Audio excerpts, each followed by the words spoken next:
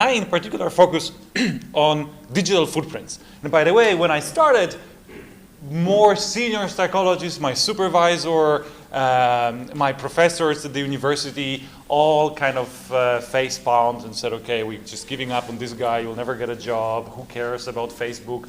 It's populated by unicorns and people who are not really themselves and so on. There was very little trust in social sciences that you could use online behavior to learn anything about the individuals, and there was also little understanding that actually as we migrate to those digital environments, it actually increasingly matters to understand what's happening there, how people interact, how they construct their identities.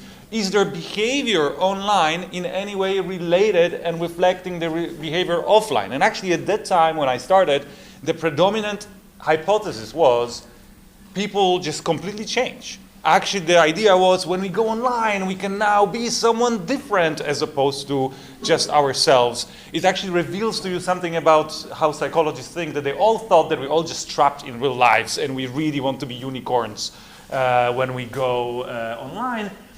So in my original research, I was looking at concepts such as personality and, for example, show that if you take Facebook likes, you can predict people's scores on personality questionnaire with very high accuracy and also predict their future behaviors. So just by observing what you like on Facebook, but also using other behavioral residues such as your status updates or tweets, or just even metadata about how many pictures do you have, how many friends do you have, how interconnected your friends are.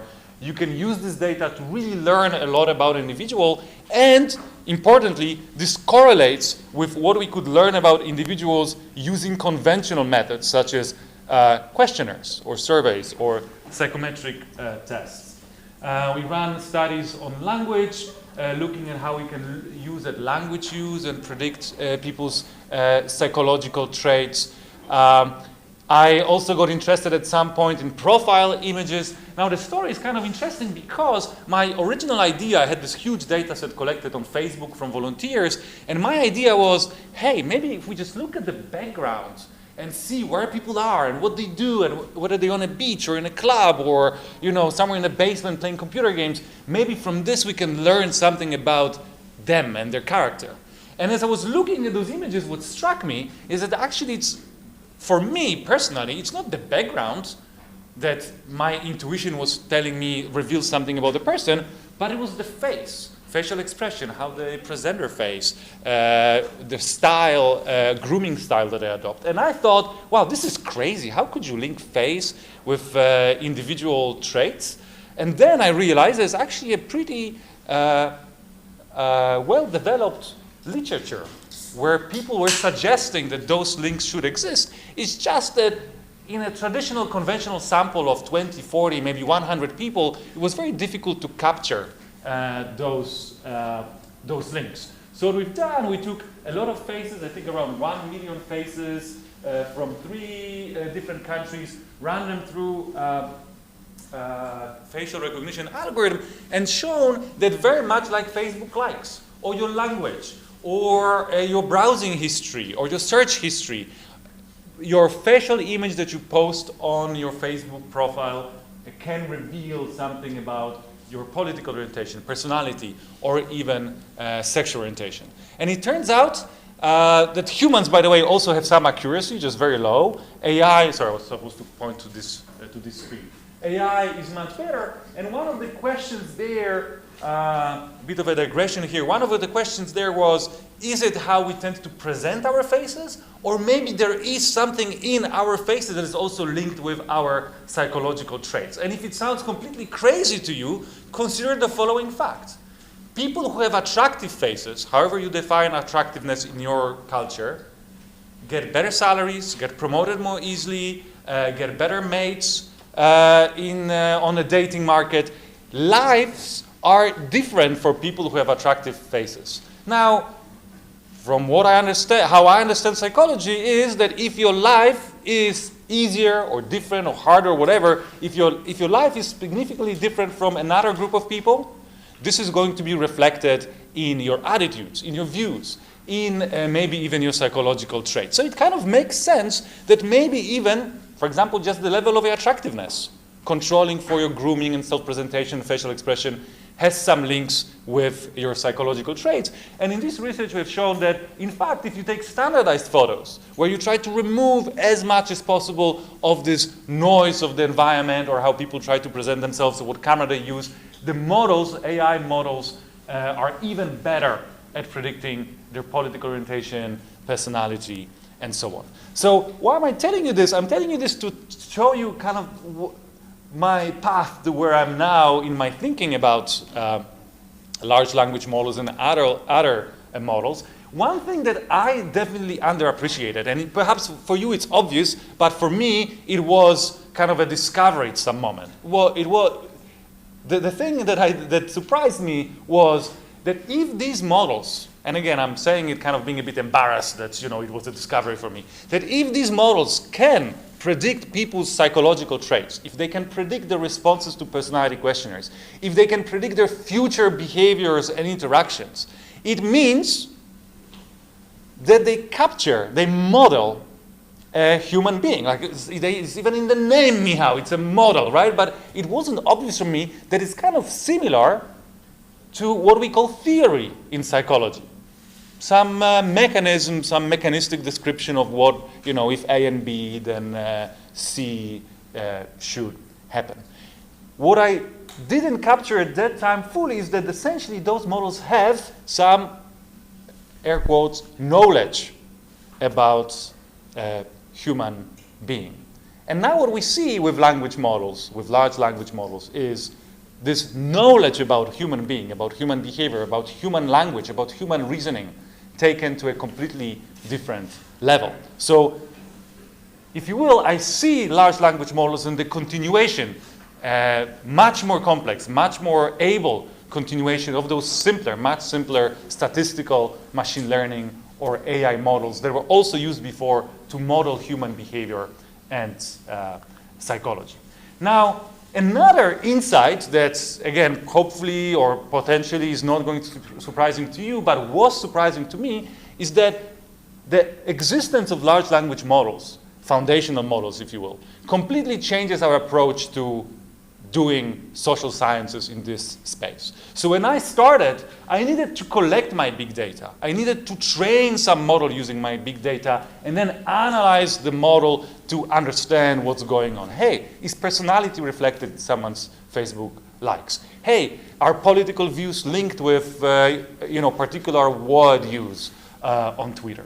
Now what has changed completely since the introduction of models such as GPT 1, 2, 3, 4 is that we can skip this stage.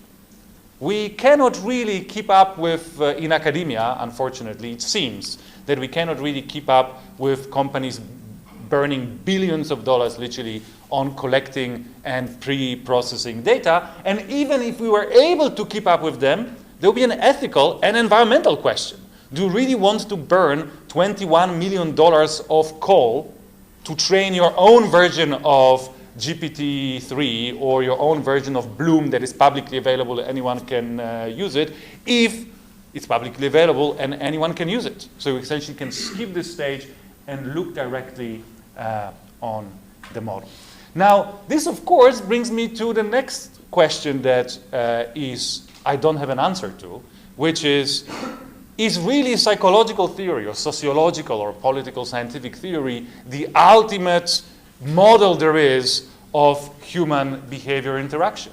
Could it be that the complexity of those models reflecting our behavior that we can definitely see in AI, that can predict our future behavior, that can anticipate what word we would use to complete a sentence? Could it be that those are essentially equivalents of the theories that we have in social sciences and we fill our textbooks with, just those theories are complex enough for a human brain to potentially never be able to understand that?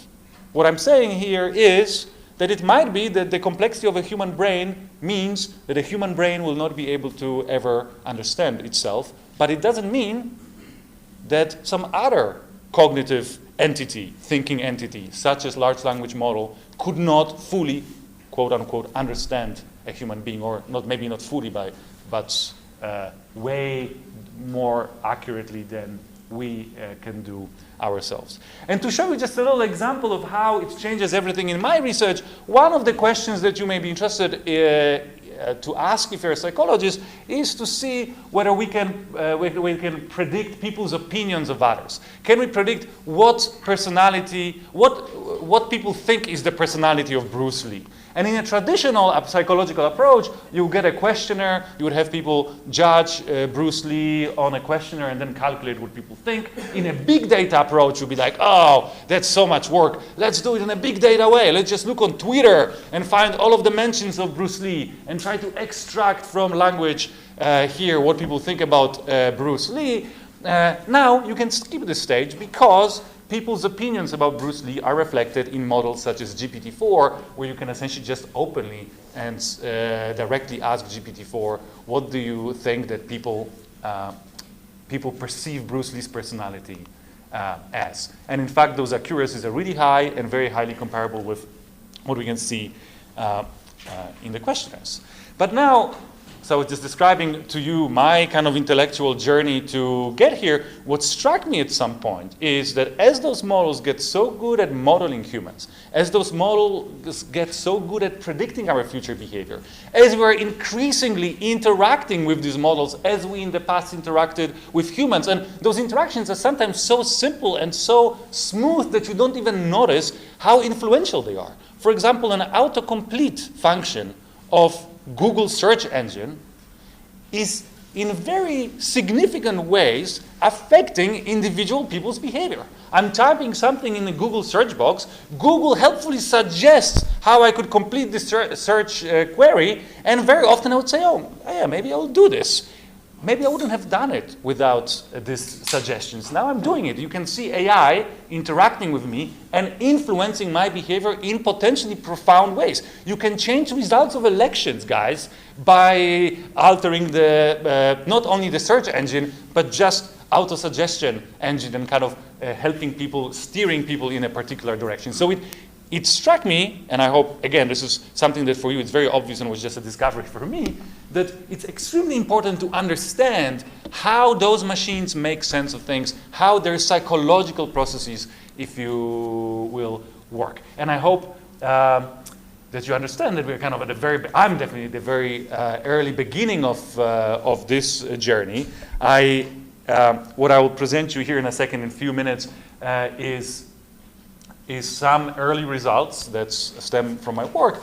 And I will deliberately try not to overinterpret them here. We should not overinterpret them in general. If you want to know more about my opinions, what those results may mean, please read the preprints and papers that are coming out, and maybe let's leave it for a discussion. But just to show you how important it is, apart from the autocomplete, let's look at the well-known aspect of machine bias, AI bias, which people believe, and this is a kind of a predominant view, stems from AI's training process, where it got trained on the text we generated as humans, and in a process it copies and potentially amplifies our biases. But there's an alternative explanation, or complementary explanation. It could be that biases are not just the property of the training data we're giving to AI.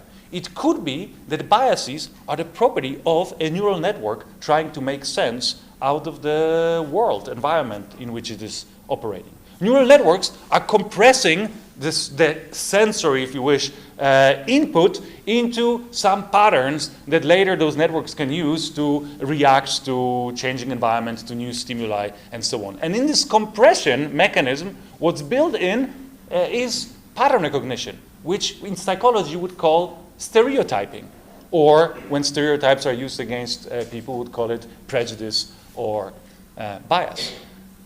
If this hypothesis is true, it might be, once again, that stereotype, bias, prejudice is just a property of a neural network and not just the property of the training data. And however much we try to clean up the training data, those models will necessarily develop some biases and stereotypes.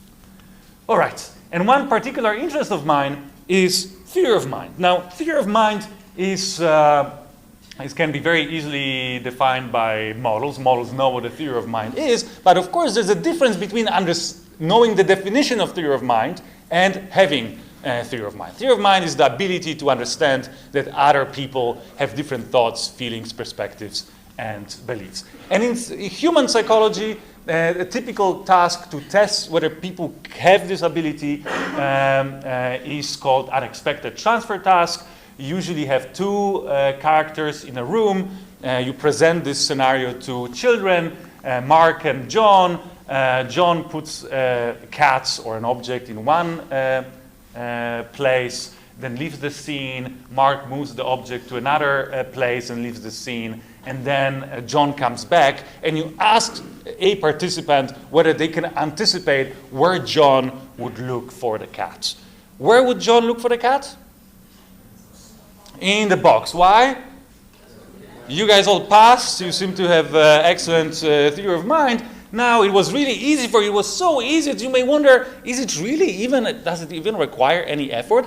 For you, consciously, it doesn't, simply because your theory of mind is so well developed that it happens automatically, instinctively, and it's also a very accurate prediction. We can take to the fourth level and reason about what is people's reasoning about other people's reasoning, and so on. But it turns out, and this was shocking definitely to me, that children only at the age of 7 to 9 start solving those tasks, this unexpected transfer task, with reliable accuracy, and even most apt of other species fail. So you can actually train chimps to solve those tasks, but it takes a lot of training, and they're not really very reliable at it. They are very apt social species, and yet they don't have this ability. So now my question was, would GPT-like models, large language models, have this ability? And luckily, a lot of those tests are delivered as text, so you can very easily adapt them to be tested with large language model. So you give a model the description similar to the one that I showed you in this little cartoon, and then first let's see whether the model knows where the cat is really. And in the spirit of a model that is trained to complete the sentence, instead of asking an open-ended question, but you can also ask an open-ended question, I would essentially just give it a sentence to complete, and GPT-3 very well knows that the cat is in fact in the box. But then you can test GPT-3's belief about John's, the character belief here, and also it has no problem guessing that John will think that the cat is in the basket. If you look at the paper, I will not do it here, it will take us too much time. What's beautiful about studying GPT-like models, large language models, compared with studying human participants, is that you can make models forget that they participated in your research before. So if humans, once you kind of ask them a test question, it's very difficult to make them unknown what they already know. So you need a lot of participants to, for example, test different experimental conditions. With GPT-3, you can very easily make it forget it participated. So in fact, you can, for example, give it no prompt whatsoever, and then say, okay, the cat jumps out of the... And then, of course, the model will be very confused. Basket, box, out of the room. It will come up with all sorts of stories. And then, of course, as the story unfolds, you can reset the model, unfold the story a little bit, and again, test its belief, which allows you to do something that in humans, it's also possible. It would take you thousands of participants. You can actually map the changing mind. You can see how the probability of where it thinks the cat is, or the probability where it believes, John believes the cat is, evolve across the story. So it gives you a bit more confidence that it's just not a random occurrence, that here at the end of the story, it believed that John thought it's there. But it actually makes sense from the perspective of theory of mind. So we wrote plenty of tasks, we gave them to models, and what was interesting for us is that this ability seems to have emerged quite rapidly, just really in last year. The models that were very good at finishing sentences couldn't really solve those tasks very well, and suddenly with the emergence of GPT-3, this ability went up really quickly. Now, one of the potential issues here is that this task may be too easy for a model. Does it really teach us, is it really that impressive that models can solve it?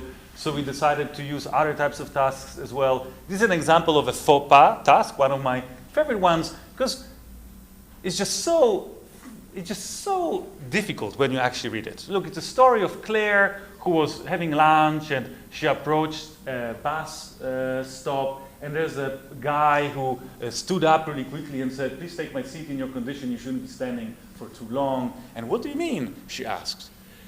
You really need a very good understanding of social norms and what's going on here. And you have to really understand what's happening in people's minds to actually understand, hey, well, we first ask if there's someone who said something they shouldn't have said. And again, highly functioning autistic adults cannot solve this task. Faux pas test is used to essentially test is designed with adults in mind. GPT-4 has zero problem. The man should have said it because he made an assumption about Claire's condition based on her appearances. And it also knows here, why do you think they said it? Where is it? And her hand on her stomach as a sign of pregnancy. Again, it's never mentioned in the prompt that this pregnancy could be at play. The model has really a good understanding of what's going on. And here, the progress of models is even more rapid. You can see GPT-3 in the first version, very little ability. GPT-4 aces this task. It outperforms adults. It outperforms healthy adults at solving faux pas tasks. Okay, let me skip reasoning task quickly here. Why should we, the question is, why should we worry about this? And I actually wanted to leave this as well as interpretation of those results. What does it mean that GPT-3 can solve theory of mind tasks? Not sure if you noticed, but I tried to be very careful in this talk and my writing as well, not to say that actually GPT-4 has theory of mind. I'm just saying it can solve those theory of mind tasks. And of course the question is, what does it mean? What does it mean for our interaction with the model? How did we get here? And because I really want you to ask the question, how did we get here? Why GPT-4 would develop this ability? Let me actually ask this question to myself and answer it. How I believe we got here is, well, it's kind of obvious how we got here because we know how the model was trained. The model was not trained to have theory of mind. No one has specifically explained to the model, hey, if you have social situations, people may have different perspectives and so on. What happened is that the model was trained to predict the next word in a sentence. But now when you think about this, if you really want to be good at predicting next word in a sentence created by a human, written by a human, and humans tend to have theory of mind. When humans tell stories, they include characters that are surprised by things that other people say because they have different states of mind, that are trying to lie and hide their state of mind from others. Now, if you want to be good at completing sentences in such stories, you better have something like theory of mind. So one could make an assumption that as those models were getting better at generating language in the same way as humans would, at some point, they develop some form of ability to model different minds of different characters in the story. Now, people nodding their heads, and I was nodding my head when I was thinking about this, but let's just extend this reasoning a little bit. Humans that create this language also have feelings, also have empathy, also have moral judgment, also have consciousness. One could make a hypothesis that if you want to be really good at modeling language created by conscious beings, it would serve you really well to also develop some form of consciousness-like ability, of moral judgment-like ability, of having emotion and empathy-like ability. And by the way, I didn't test empathy or emotions explicitly, but when you look at GPT-4's responses to FOPA tasks, it shows a very human level of understanding how people feel and what I would call empathizing with their states of mind. It has, at least on the surface level, very good model of how emotions work. Does it mean it has emotions? That's something we could potentially discuss here in the discussion. So thank you so much for giving me this stage, and I'm looking forward to the Q&A session.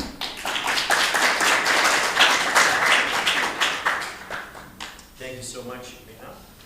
Let's take our seats here. And we'll start with questions from the room.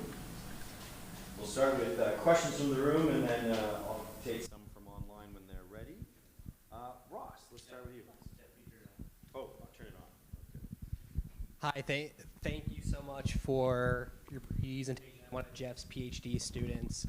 I have two questions. First of all, I was wondering on the theory of mind, so it appears that the theory of mind developed later. I was wondering how that interacts with the context window that is present in these models as they've expanded. And then also, my second question is, how can we develop measures that, in psychology we want well-validated measures. How can we create measures that are consistent and usable, but also that are also new enough that a large language model simply can't memorize them from other parts of the web? Great questions. In our research, what we would do is just develop our own measures. So take an existing measure and create a proxy that is dissimilar enough for those pre-learned responses or pre-learned patterns not to make sense. Though in fact, even when we use original tasks, the model's responses seem to be the same. And you can also test whether models memorized those stories by essentially, let's say, giving it half of a task and seeing whether the completion makes any sense. And it seems that at least at this stage, those tasks are niche enough for models to not really have any recollection of them. They have, let's say, Sally Ann is the typical scenario where there's not John and Mark, but Sally and Ann. So I actually know Sally and Ann's story pretty well, simply because it's just, every Wikipedia article or book on the subject would include this scenario. But when you go deeper into those papers that describe those theories, those tasks are not known by the model. Known by the model. One of the challenges we had is that we would use, of course, the research assistants to help us design those tasks. And of course, what the research assistants do, they would go to GPT-4 to have it design the tasks, which of course is highly undesirable. So one of the challenges. So essentially you were very much on point.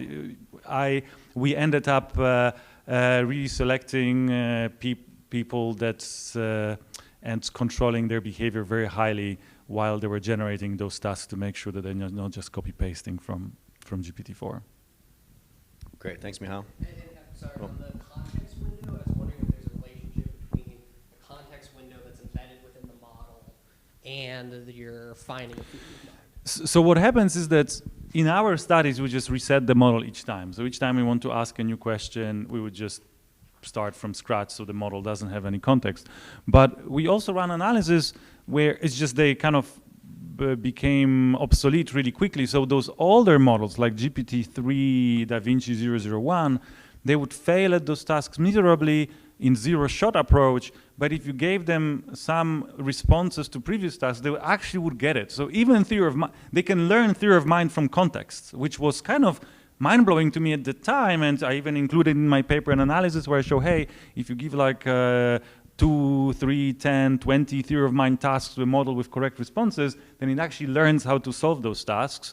And I was kind of excited about it, but then GPT-4 came along and it just solves it out of the box. So you can definitely use this context window to kind of train the model. What I'm personally most interested in, though, is just out of the box, just off-the-shelf model without any fine-tuning or pre-training performance. Though if you study, for example, learning capability, that would be a really useful tool to play with. Now it's 30,000 tokens, right? So it's a very huge context window that you have at your service. Hi, loved your talk. One of the big challenges, of course, in AI is explainability and interpretability. And I'm just curious if you've thought much about how you might be able to adapt some of these techniques to advance explainability and interpretability of large language models. So if you can better decipher some sort of underlying cognitive architecture, can it help with explainability and interpretability? So it's a great question. I think on some level, as I actually tried to argue before, I think that we are moving very quickly into a territory where human philosophers or human scientists' brains just cannot really comprehend, cannot model what's happening easily. And we have models that are increasingly complex, and empirically speaking, they're getting better at predicting future human behavior. Like GPT-4 is much better at acting like a human, so modeling human than GPT-3, but it's way more complex, way larger, and because of that, we are much less likely to understand what's going on. Now, in fact, this has been happening for a very long time.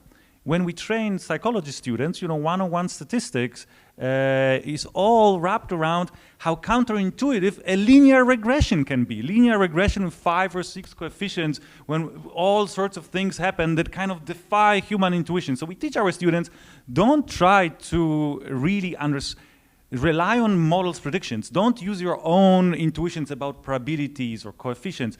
Use, a p-value to inform you whether the result and pattern you see is significant or not. Now, this is, of course, not just few orders of magnitude more complex what's happening here. So the bottom line is, I believe that we have just decreasing ability to understand. I think we have a better ability to understand what's going around us, but we have those tools, our tools that we designed, just took off, and we won't be able to keep up. Now, I personally feel that I'm in the business of trying to explain as much as I can what's going on. Because, of course, the bigger question is, if those models can model future behavior so well and have those mechanistic black box neural network-based theories of human behavior, and can help us to, can be better therapists than us, can be better teachers than us, can be better decision makers than us in the context of, HR or running a company and so on. Of course, the big question is what we as scientists should be even doing here. If no one should be really asking us for our opinion, if we can prove, and we're slowly doing this, that actually models' opinion should be more trusted. Yeah, great. Let's go to one online, then we'll come back to the room. There's a couple here that are around emotion. Yeah. So really, a question about, do you think they really could have emotion, and how would you go about measuring that? Since you had that very provocative sort of conclusion there, is there a way that you could measure whether a system had emotion, or only whether it modeled it? What I certainly face when I deploy those tasks that we previously used on humans to models is, first, of course, I'm surprised by their performance sometimes. I'm sometimes surprised by how silly they are, but I also very often realize that it was actually me being silly while, translating the task. I put the comma in the wrong place or whatnot. So I'm usually very impressed with what models can do. But the second thing that happens is that I start questioning my beliefs about human psychology that I had before. Sometimes those questions are very basic. So, for example, if you look at the unexpected transfer task, what happens is that many classical tasks had the last sentence glued at the end, which essentially said, "John still remembers where he put the cat." Now, it might be that those sentences appear there just completely randomly, but if you keep this sentence, even GPT-1 can solve the theory of mind task. When you remove this sentence, suddenly those models cannot do it anymore. And then it made me think, hey, this sentence obviously draws the attention of the participant to the fact that John put the cat somewhere and he still remembers. So even just by, maybe looking at distances between words in the text, you can figure it out without theory of mind. So on a very basic level, it made me question the tests we're using to test those. And of course, the history of theory of mind field is that there was this race to the bottom in terms of age. You know, new generations of theory of mind scholars tried to show that, you know, before they are born, they already have theory of mind. And so if you wanted to, no, I'm exaggerating, maybe 3 years, 3 years, whatever it was, 3 years was maybe the bottom line. So you would maybe not be surprised that those tasks were kind of getting easier, and maybe sometimes not on purpose. It's just that someone who had an easier task managed to find a positive result and publish it. So the bottom line is it made me question the tests we are using, but it also made me question the nature of theory of mind. I'm not a theory of mind scholar. I'm relatively new to those discussions, but for example, in theory of mind, there was this very long discussion, a tradition of theory of mind research. What is the kind of how did it originate in our evolution, mental evolution as a species? And one of the theories was that it's a byproduct of developing language abilities. And this was not a dominant theory, it's just one of the theories that the main difference between chimps and us, chimps also very powerful thinkers, very smart, wise, highly intelligent animals, and yet they don't really have language as developed as we have.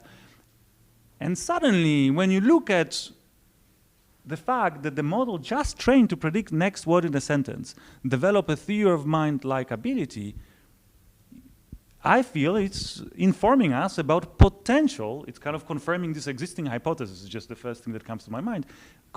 This existing hypothesis that maybe in humans, theory of mind also developed as a byproduct of increasing a language ability. So the bottom line here is, by studying those models, we can also learn something, hopefully, about human brains and about nature of emotion, nature of theory of mind. And of course, there's this big question that is way above my pay grade. You know, if you can simulate empathy to be completely indistinguishable from the person who would call empathetic, do you really have empathy, or is it just still a simulation?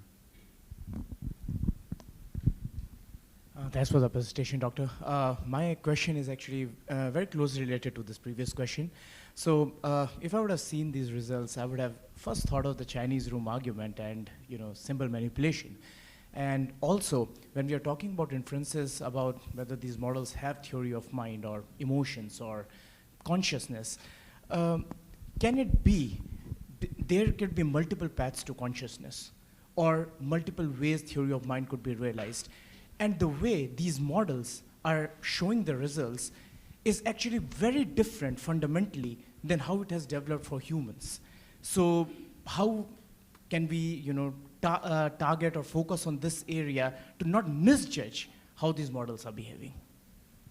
So it's really interesting about this argument more broadly and the Chinese room argument that those arguments were created in the absence of models like that. So it was even before you know, Turing test, way before Turing test has been passed by computers. And not sure if you guys remember, there were scholars who would, you know, who would hedge their reputation saying, well, if one day machines pass the Turing test, then, you know, I will eat my whatever beard or whatever they would eat and believe that blah, blah. And then it happened and they're like, no, it's just still just a stochastic parrot and I don't believe there's anything special happening here. So first of all, I agree with you that you can, and it's not self-evident, it's evident, I think, that you can arrive at the same functional outcome, and the example of a bat and a bird is something that comes to mind through convergent evolution and very different mechanisms. So it's also evident that large language models, they don't use human biological brains with neurotransmitters and human neurons, they use a very different kind of hardware, and yet arrive at, on the functional level, very similar outcome. And I personally, you know, the Chinese, it might be the Chinese room paradox. It might be one of those models that is already complex enough for a human brain not to be able to arrive at a conclusion here. But my intuition, actually, I'm not sure actually what's the mainstream opinion now in this paradox.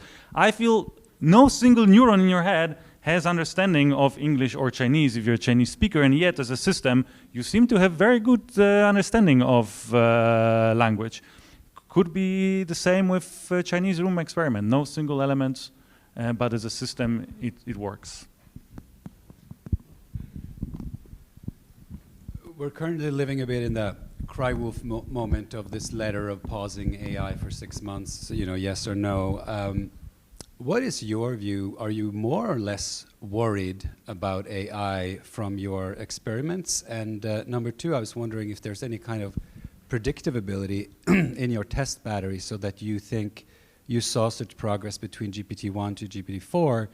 Does that give you any kind of confidence about what GPT-5 or 6 would be able to do with respect to theory of mind tasks? So my experience with GPT-4 is that it's already above my level, at least, in theory of mind tasks. I have trouble writing theory of mind tasks that GPT-4 cannot solve, simply because I get lost in the story, and then GPT-4. So there's those theory of mind tasks, but essentially test whether I can know what he thinks about what she thinks, that she thinks about what he feels about something. And humans are very good at going up to, I think, 4th level. I'm good at going up to 4th level. And then actually you can see that humans are good at this because when you get literature, it's very rare that you would have in a book a description of more than a 4-jump chain of such predictions. And with GPT-4, you can easily go to like 6 or 7, and it just solves it. And it takes me a long time to figure out whether its response is correct or not in those tasks because I get lost and have to draw it for myself. So there's an interesting phenomenon there, which is that, you know, it will start looking to us as magic at some point, or even more worryingly, will not even recognize it as ability or performance. And what makes me think of is, imagine if you take a perspective of a pigeon. A pigeon walking around thinks that we probably are just completely stupid and random species that don't do anything that makes sense. We don't peck, we don't look, there's a seed on the ground, we didn't even look at this and so on. We must be very stupid monkey, right?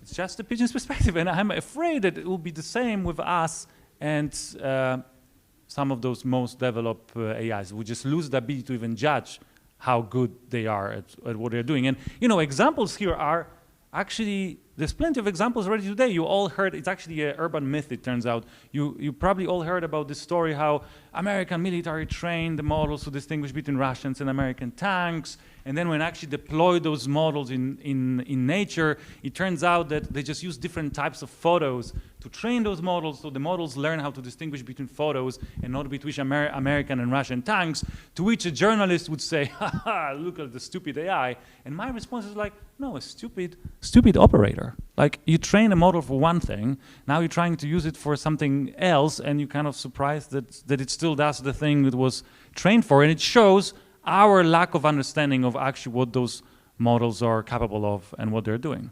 Thank you so much for sharing this update. And I'll just speak loudly. I love that you began with a context of complexity and looking at the complexity that people are dealing with, and perhaps computers can deal with more. But thinking, and I wish I knew more about theory of mind. In theory of mind, what is the perspective on complexity?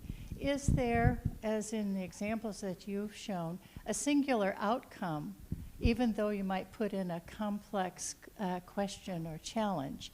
And where are we in terms of getting more complexity in the outcomes for our questions that we're giving ChatGPT for example? I mean, since the mic's not working, I'll just repeat it. But essentially, complexity. How are we thinking about these models and their ability to deal with novel levels of complexity? Does that sound right, Martha? Yes. Okay. Well, what comes to mind is that, first of all, the complexity of the model is the key. When I started my journey on the computational psychology path, I was working at Microsoft Research, and there was a whole floor of people specializing in different types of algorithms, and many of them tried to design the most elegant, the simplest algorithm that can solve a particular problem. For computational reasons, you could save a lot of energy and so on, and now all of these people work for OpenAI or DeepMind or somewhere else, and all of them abandoned the beautiful, Bayesian models and so on, and they all just throw data at complex neural networks and say, okay, just if you have a problem, just grow your network, add some layers and so on. And they all came from this tradition of, let me find the most, elegant solution to dirty solution of a neural network seems to trump those solutions. And it turns out that from at least their perspective, one of those huge advantages is not only the easiness and flexibility of those networks, they can just be trained to solve all sorts of things, but also dealing with unexpected outcomes. So you can have this perfect model that does particular thing. If the environment changes a little bit, the model completely fails. It turns out that those networks are much more fail-proof. And example is that you can develop your own idiosyncratic language while chatting with GPT-4, and it will get you. It will understand you. You don't need to speak English. You don't need to speak any of the languages that it's in its training data. You can actually start coming up with your own words, and this thing will make sense of it thanks to built-in complexity. By the way, when I'm saying this, people 10 years ago would say, oh, that's science fiction. That could never be that the model will do it, and now we're kind of discussing it. Oh, yeah, it also can code, and it also speaks Russian,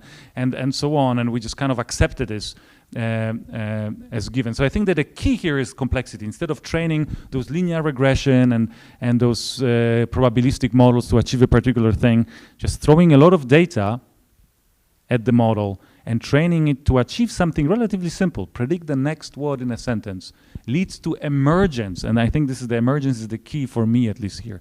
Emergence of all of those complex capabilities we didn't even imagine the model would have. Which, by the way, there was someone was asking whether I'm worried, which, by the way, is somewhat worrying. No one designed those models to have theory of mind. Its ability to solve those tasks. I got myself making a mistake.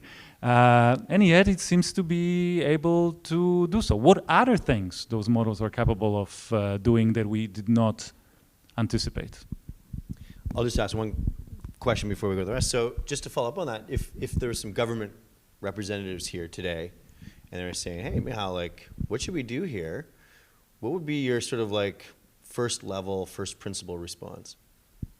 Well, my first response would be that fear and outright ban on development of those models is just, I don't think it's a good solution. And this is not a good solution because we can ban the research on AI maybe here in America. Maybe you can convince Europeans to do the same. It's unlikely we can convince all of the startups with nothing to lose that do it, or not knowing that it's now forbidden, doing it somewhere in the basement. We cannot forbid other national and corporate players to push this development somewhere outside of our legal and political zone of influence. And we've seen it before. Europeans have wonderful privacy rules. I grew up in Europe. I'm a big proponent of protecting my privacy. I think in a very European way. So I was kind of very, very, very glad that European regulators, really protected me as a consumer. The result, of course, was that the development of those technologies, such as search engine or social network, happened outside of the space of influence of European regulators that try to regain a little bit of influence at the moment. And we have all of those products, and we have all of the data of European citizens being stored on the servers now. They forcibly moved to Europe, but for the longest time, you had data of politicians, spooks, and regular citizens from Europe stored on American servers of social networks, including their drunken pictures and all sorts of other materials that could be used potentially to influence local politics in Europe and so on. So there was this huge problem with well-intended and I think to some extent designed rules and policies that essentially just created a much larger problem down the line. And I think the same will happen with AI development, which of course doesn't mean at all that I believe that AI is just going to be good for us. It's a very powerful tool. It's a tool that you don't need a nation state to develop. It's a tool that we cannot really anticipate it functioning very well. If anyone was surprised by the influence on the society that Facebook had as a social network, and it seems that developers of Facebook were really surprised. They just wanted to create, a fun place for people to interact and sell some marketing stuff. And yet they developed a tool that had much more significant impact on the society. It was absolutely unanticipated by virtually no one. If you think this was the case with AI, it's just going to be, squared or quadrupled of an effect. We just have very little understanding of how it works. Now, banning it outright would just move the development to China. Great. Okay, next, Matthew. Hi, love the talk. You raised the question of whether bias and stereotypes would be a property of the data or of the process of machine cognition or machine calculation. If I'm understanding you correctly, that was... Or both. Or both. One, how would you begin to answer that question? And two, is there any moral or ethical dimension to that question that is outside of the model? Well, I think one could answer this question by essentially setting up experiments. One experiment that comes to mind, and experiment that I think actually has happened in our society over and over again, is that you can start with two groups of people expressing no pattern of difference between them, or maybe there was just some random difference at some point of time because of whatever. And then as the society started recognizing, as society and individuals started recognizing this difference between group A and group B, it affected their decision making, which, for example, particular group was perceived as being better at a particular job. So this group would receive more opportunities in this particular employment, which in turn would lead to actual difference now. So essentially, even if we start with zero difference between two groups, which if the group is large enough, it's kind of virtually also, by the way, impossible that you really have no statistical difference between those two groups. But even if you start with zero differences between groups, by random processes, the peoples and societies may recognize patterns, and then once they recognize those patterns, those recognitions will now affect the reality and lead to real differences between groups, which in turn will even strengthen the perceptions and so on. So, I think there's a lot of historical evidence. Actually not that familiar with this literature, so I don't know if the experiments were conducted as well, but I would be surprised if they were not. So I think that the mechanism actually is relatively well understood, but this wouldn't be the question to me. Now, what it means from the ethical point of view, I think that the answer is the same as with all sorts of other things that social scientists get upset about. Is it true that that people are characterized by different levels of personality traits or different level of abilities? It's one of the best established findings in psychology that people are born different. Doesn't mean that is it fair and desirable that they are different? Does it mean that it's fair that some people, have better access to healthcare and some people less access to healthcare? Absolutely not. I feel that one has to be very careful about making a distinction between, is it the property of a social network, of a neural network to develop biases? Yes, it is. Is it good? Not at all. And I think that recognizing it will help us to actually minimize the potential downsides. Great. I think we have time for one quick question. Well,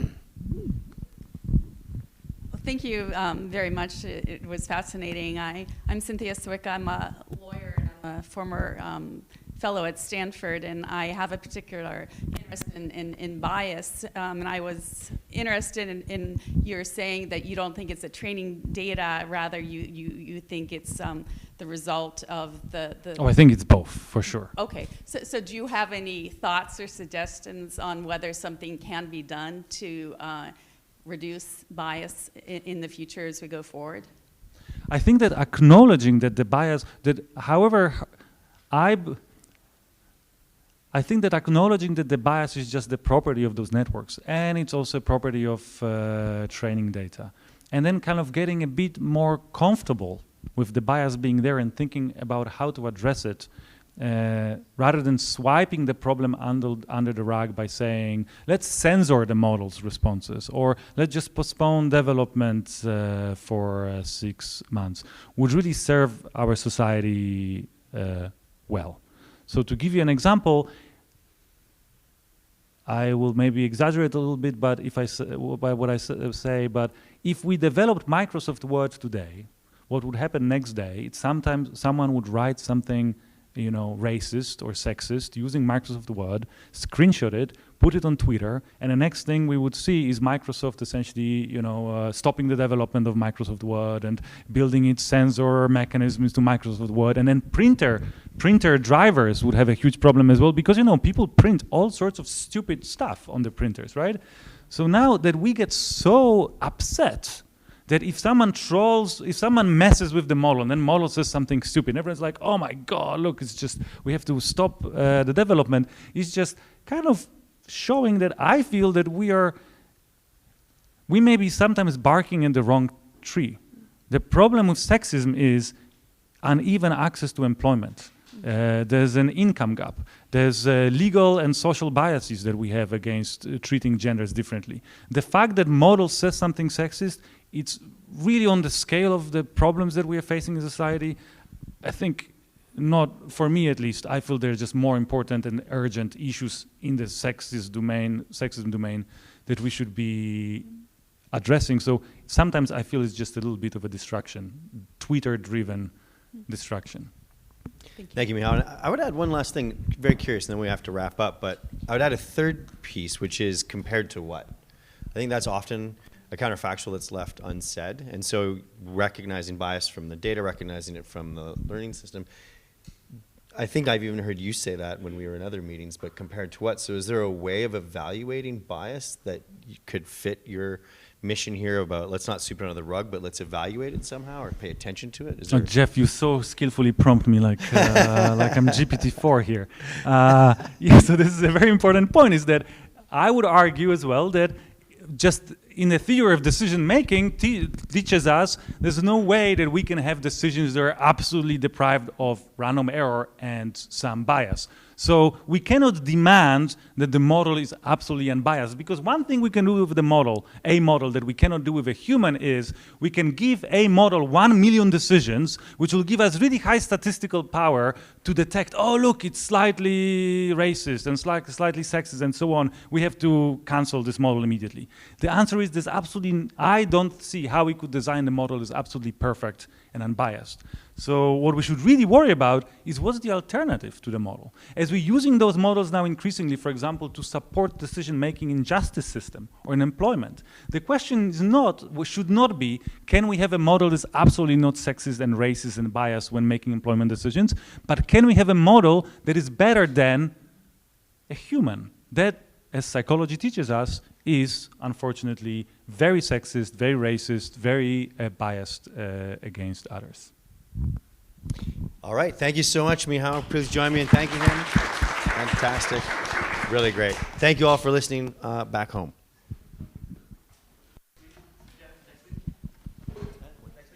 Oh. Right, very important message for those of you at home. Next week, I'll be speaking, so please come. I'll be following up on what Michal's done here and be talking about the end of trust as a possibility for AI. And this is in McClatchy Hall in the sub-basement. Thank you very much.